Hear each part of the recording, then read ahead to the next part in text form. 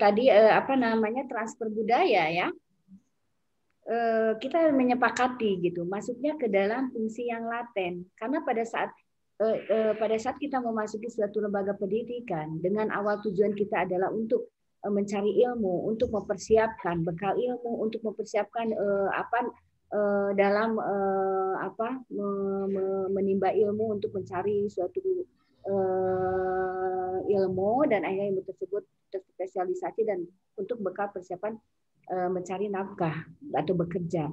Namun di saat itu kita dengan secara tidak langsung kita ketemu dengan berbagai suku bangsa, teman-teman kita dari berbagai suku bangsa akhirnya ketemu dan akhirnya saling transfer budaya, ya, sehingga kita sepakati itu menjadi suatu fungsi lembaga yang laten, ya, fungsi laten ya, tidak masuk ke dalam fungsi yang manifest, ya.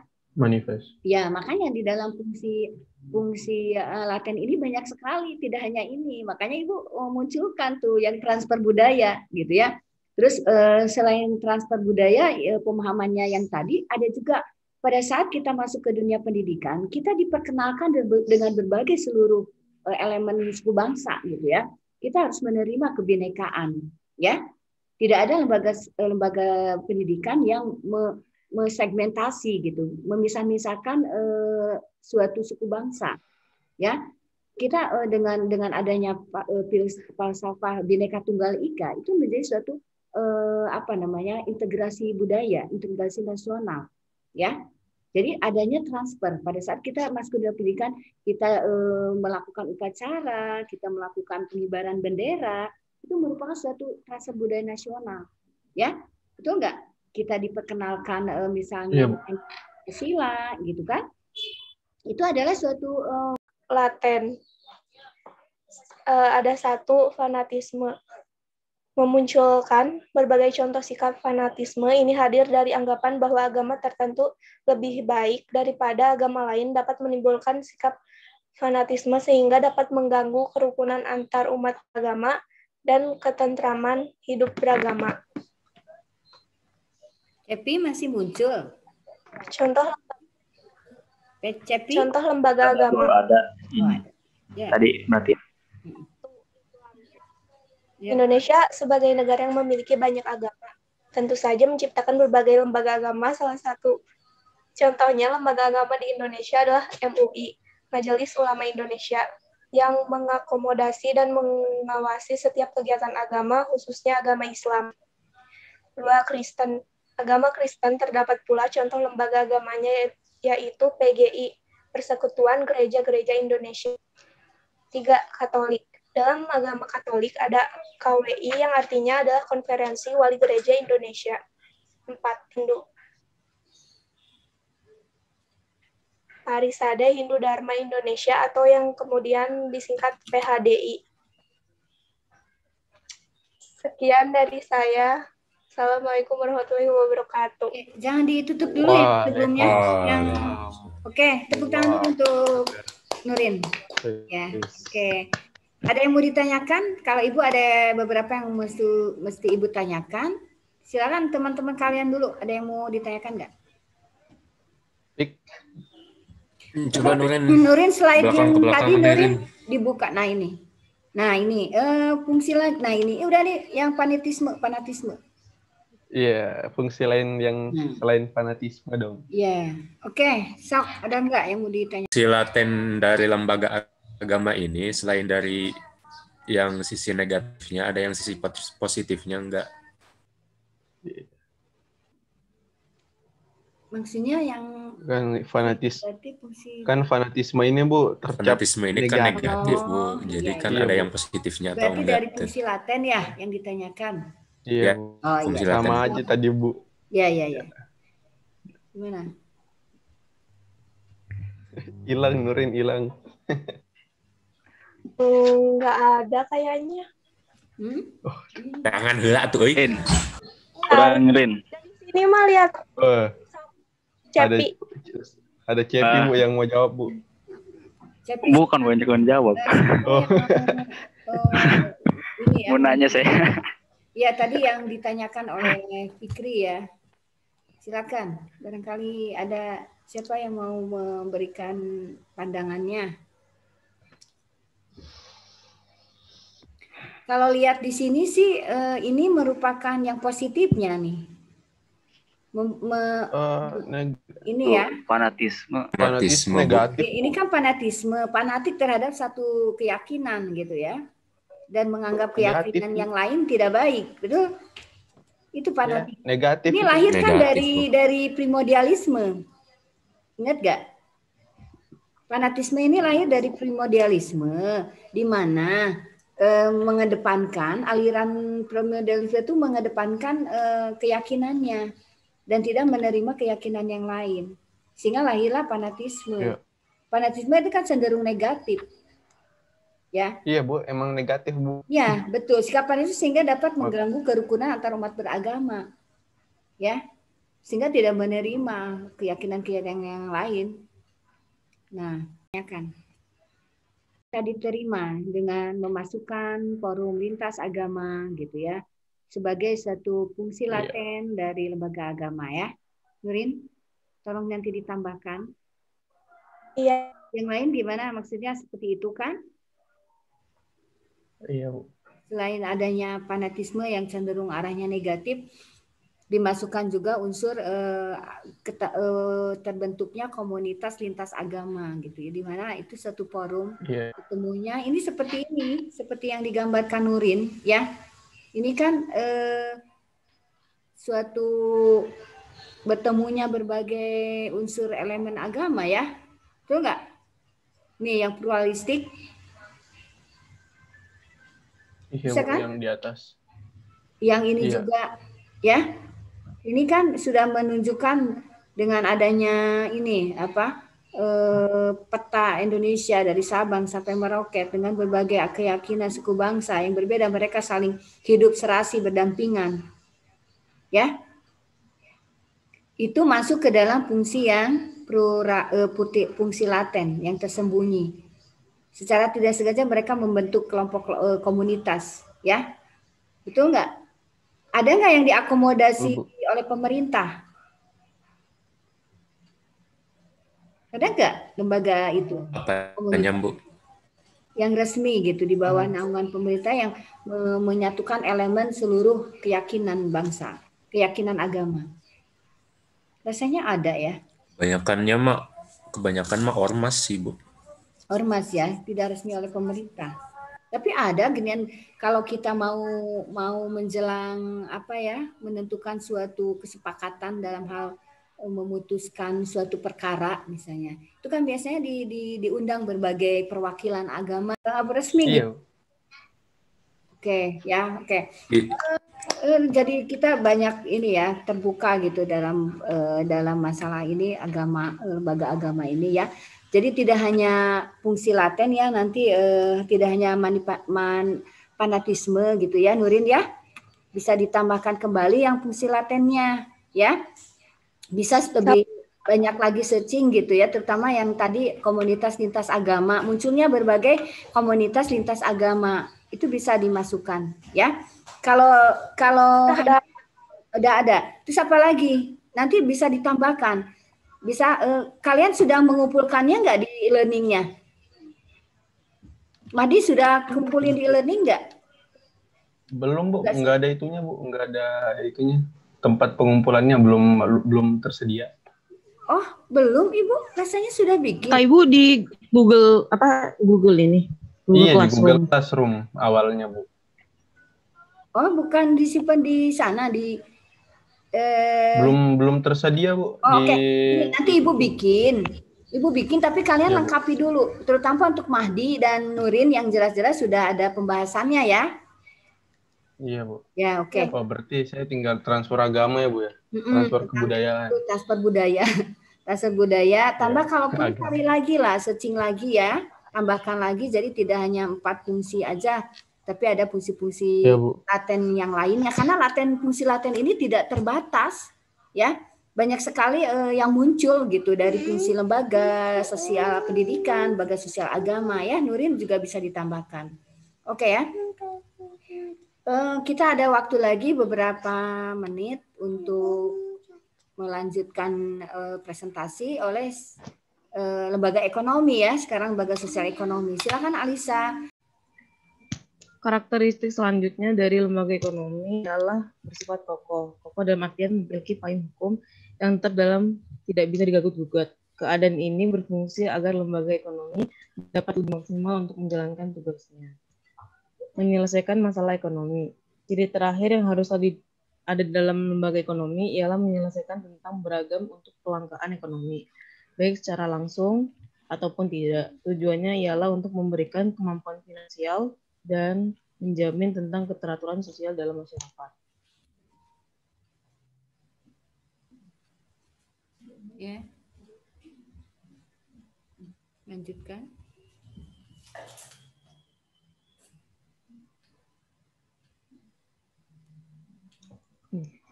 Bagian-bagian lembaga ekonomi.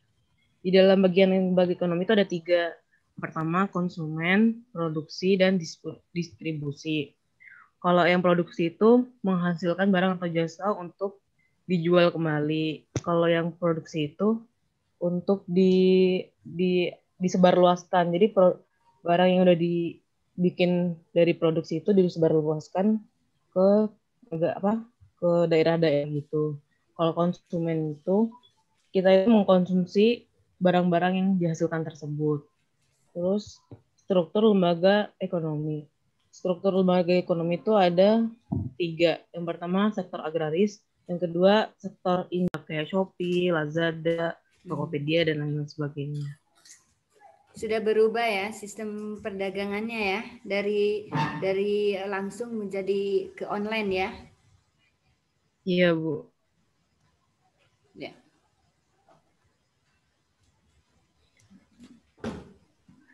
Oh iya, saya belum menjelaskan apa itu lembaga tadi itu ekonomi. Ibu tadi mau sampaikan kenapa tidak ke pengertian dulu gitu. Ya nggak apa-apa, sok silakan.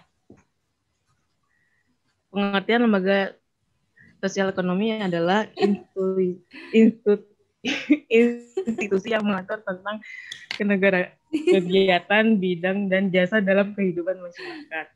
Kegiatan dalam lembaga ini cenderungnya fokus pada masalah ekonomi modern dan klasik, seperti sektor penjualan, barang, produksi, dan sektor lainnya, yang berkaitan erat dengan cara manusia memenuhi kebutuhan pokok hidupnya. Contohnya diantaranya yaitu bank, pasar, BUMN, startup, koperasi, perusahaan perseroan. Ya. Oke. Fungsinya?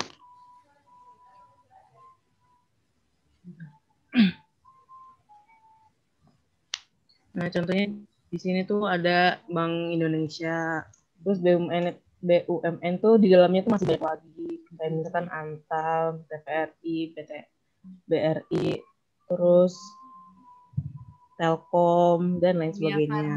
Ya? Terus ada juga pasar. Iya. Sekarang kan pasarnya udah modern, terus juga sekarang juga orang-orang lebih banyak yang ke mall juga kan. Nyaman kali ya. Tapi masih ada, iya karena lebih bersih kan Bu. Industri yang terakhir sektor perdagangan. Sektor pemerintah modern merusak kebudayaan tradisional. Jadi itu kan sekarang kan udah modern gitu. Jadi kayak lebih jarang orang tuh datang ke pasar atau melakukan kayak kan kalau zaman dulu itu lebih banyak kayak apa sih yang tuker barang itu apa namanya? Barter. Iya barter kan sekarang udah nggak ada, kan udah digantikan yang lebih modern. Sekarang apalagi yang sekarang tuh yang kayak barter, masih ada barang dengan uang kita. Iya tapi iya. Barternya dengan uang. Bukan barang dengan barang ya. Iya. Yang kedua timbulnya gaya hidup konsumtif, ketergantungan dan alienasi pada masyarakat. Jadi masyarakat sekarang itu lebih banyak dia itu membeli barang gitu loh. Kayak misalkan Mahdi tuh udah punya baju banyak gitu. Tapi dia tuh tetap aja ngerasa kurang. Jadi apa ya? Jadi gaya hidupnya itu konsumtif gitu karena sering membeli terus gitu. Berarti konsumtif bisa masuk ke fungsi laten atau fungsi manifest nih? Laten karena kan tidak diharapkan. Oke, betul. Jadi kayak Fungsi laten ya. Terus Oke. ya Lanjut. ngabisin uang Bu lah kalau konsumtif itu. Ya kebanyakan duit tuh Mahdi. Amin ya Allah, amin, amin. Yang Jangan lupa ketiga amalnya nih, meningkat. amal untuk para bencana, Iya Bu. korban bencana, korban. Udah Bu. Lanjut. Udah Bu, alhamdulillah. Amin. Yang ketiga meningkatkan kegiatan ekonomi yang dilakukan tanpa kendali. Jadi kayak terlalu nggak ada kontrolnya gitu loh Bu. Jadi kayak terlalu dia itu menghasilkannya itu kayak pertanian gitu. Jadi kayak padi terus jagung gitu dari pertanian. Kalau industri itu kayak contohnya tuh kayak memproduksi misalkan minyak gitu kan.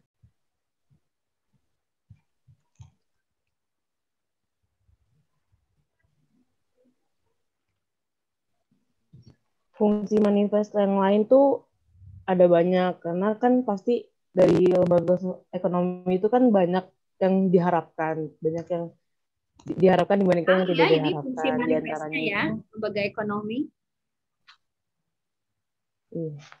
Ya, silakan. Yang pertama, pedoman untuk memperoleh bahan pangan.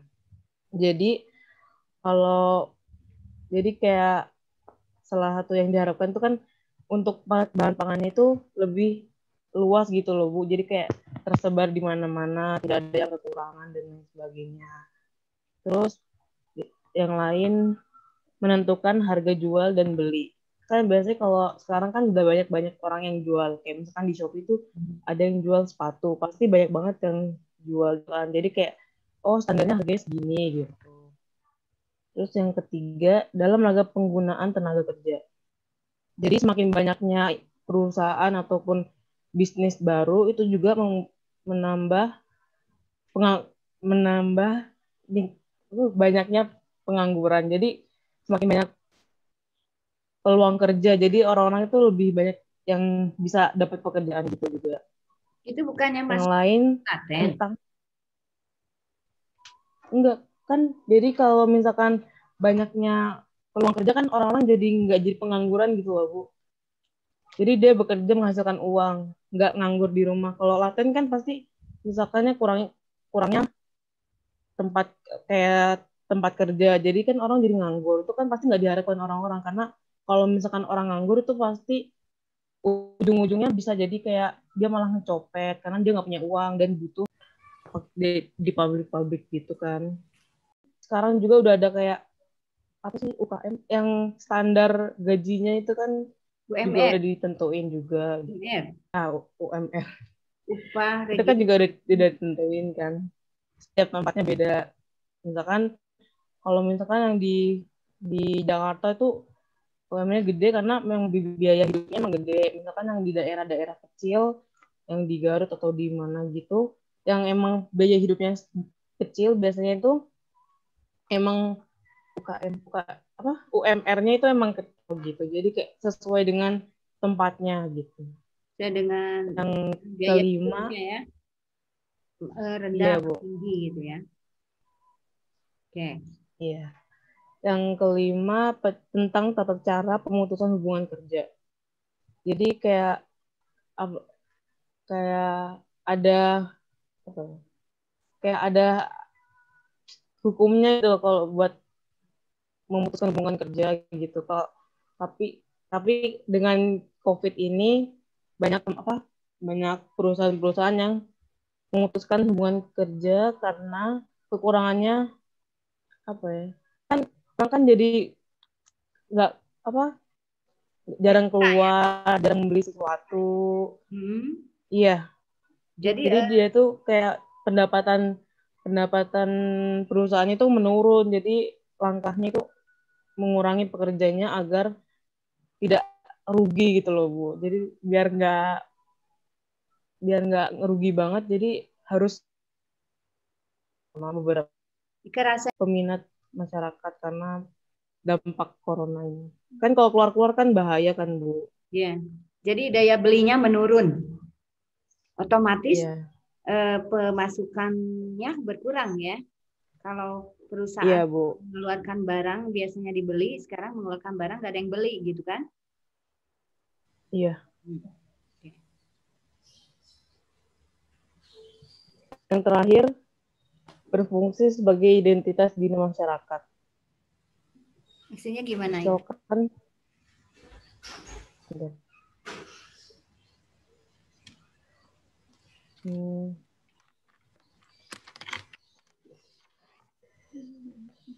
Maksudnya gimana itu? ya, bentar, Bu.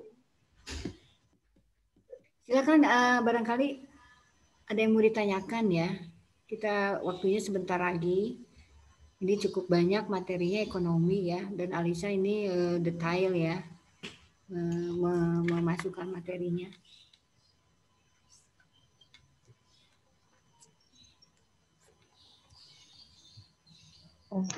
Bisa jadi kayak gini loh, Bu. Kalau misalkan di Indonesia itu kan banyak banget beragam SDA-nya. SDA Indonesia itu termasuk banyak karena emang dari agrarisnya ada, terus yang perikanan dan lainnya itu ada semua kan, Bu. Jadi kayak kan kita pasti menjual ke ekspor juga. Jadi kayak identitas gitu. Oh, ternyata Indonesia itu misalkan banyak tentang apa ya? Misalkan coklat, kan Indonesia juga coba menjual gimana ya? Gila ini. Setelah corona ini ya, dalam gimana? Coba dibuka. Ini kamu nanyanya serius? Mau nanya gimana? Coba dibuka lagi slide-nya. Iya, Bu. Bukan, Bu, dia tuh mau nguji, Bu. Iya, Bu, mau itu, Bu. Enggak kayak bukan nanya serius, Bu. Nah, ini enggak yang ada tadi BUMN gitu. Nah, ini. Itu asosiasi, Bu. Kalau BUMN, Bank Indo, yang lembaga tuh kementerian sama OJK, Bu. Oh, jadi bukan lembaga sosial ya? Iya. Kenapa? Jadi BUMN maksudnya asosiasi. Kenapa alasannya? Emang kan yang mengatur tentang norma keuangan kayak gitu kan di OJK, Bu, bukan BUMN. BUMN tuh yang mengakomodasi, jadi masuknya di asosiasi. Gimana, Alisa? Sementara Alisa tadi coba lihat slide ya. Aduh. Ya nggak apa-apa, itu silakan masing-masing punya argumen ya. Enggak. Yang tadi Bu, yang ada ngetes doang, Bu. Lembaga ekonomi.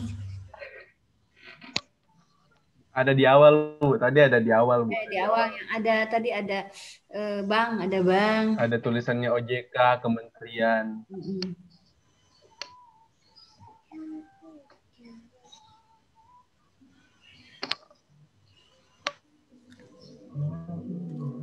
Menjadi sebuah asosiasi ya, Mahdi ya.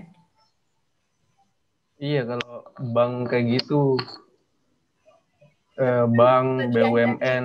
Tapi betul adanya lembaga, adanya bank, adanya itu kan merupakan bagian dari lembaga ekonomi, betul. Iya, bagian dari lembaga ekonomi, Bu. Tapi bukan merupakan contoh lembaga, Bu.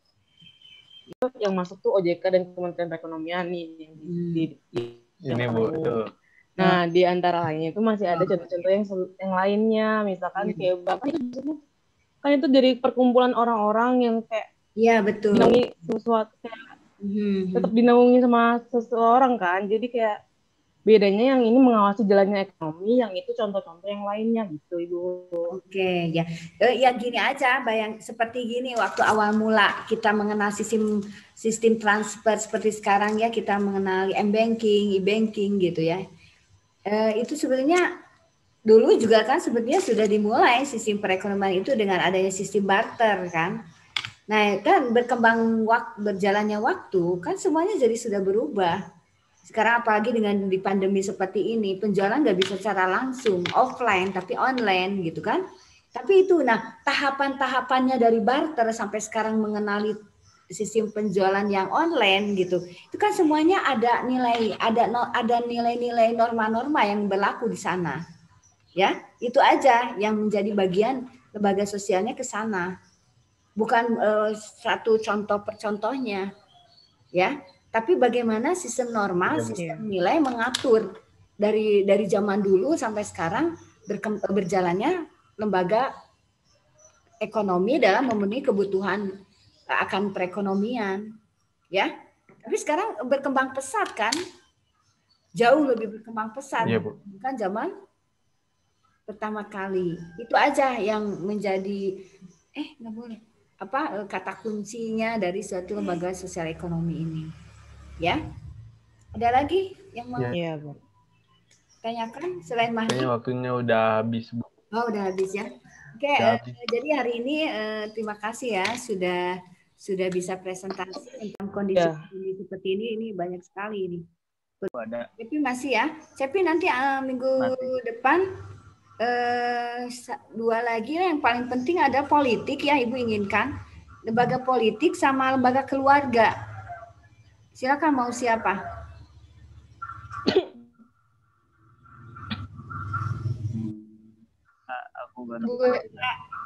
Lembaga politik. Ada mau nanya. Suaranya. Ada tukang bubur. Ya,